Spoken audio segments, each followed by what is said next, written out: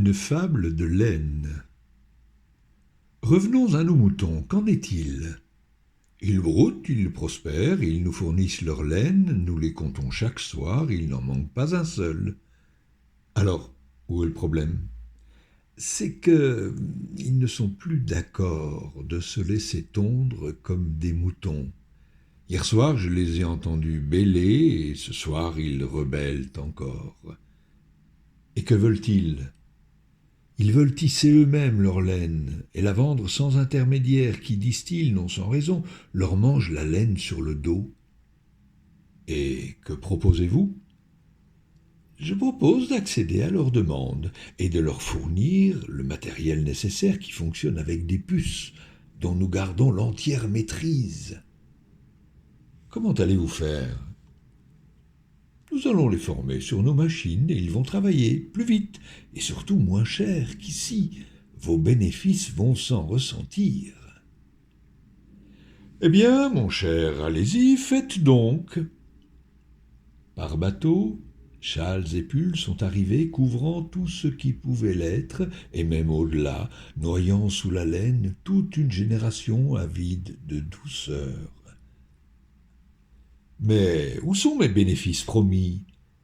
C'est que le transport, voyez-vous, et les taxes, et les frais de douane, tout ça est venu s'ajouter à la laine prise sur le dos des moutons. Alors, faites venir les moutons ici. Les moutons sont venus docilement s'installer dans des parcs à moutons qu'il a fallu agrandir au fil des ans, car des agneaux leur naissaient naturellement. J'entends parler d'insoumission, qu'en est-il? C'est que les agneaux ont décidé de ne plus donner leur laine. Nous ne pouvons leur apprendre de force, aussi cherchons-nous un palliatif. Renvoyez les récalcitrants dans leur pays. C'est que nous y avions bien pensé, mais les pays d'origine n'en veulent pas. Ils les disent pervertis par nos coutumes et qu'ils ne pourront plus s'adapter chez eux. Écoutez, il y a bien une solution, non?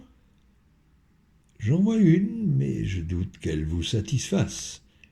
Il faut renoncer à leur prendre la laine sur le dos, les laisser vivre comme bon leur semble, et faire commerce d'autre chose. Mais les gens ont besoin de laine. Certes, mais le prix n'est plus compétitif, le coût des pulls devient trop élevé en raison du coût social qui grimpe et met nos institutions en danger. Que proposez-vous alors? Vendez et investissez dans le chocolat. Le chocolat pousse sur des arbres que vous aurez tôt fait d'exploiter à votre profit, car ils n'entreront jamais en contestation. Ce qui fut fait, et assura pour quelque temps prospérité à celui que sa bonne fortune n'empêcha pas de compter sur les moutons pour s'endormir, tant sa richesse l'avait rendu anxieux. Les moutons, ceux d'ici, s'intégrèrent à leur milieu sans plus jamais redouter d'être tondus, car bientôt la laine ne leur poussa plus sur le dos, faisant d'eux des citoyens comme les autres, que leur pays finit par ne plus leur manquer.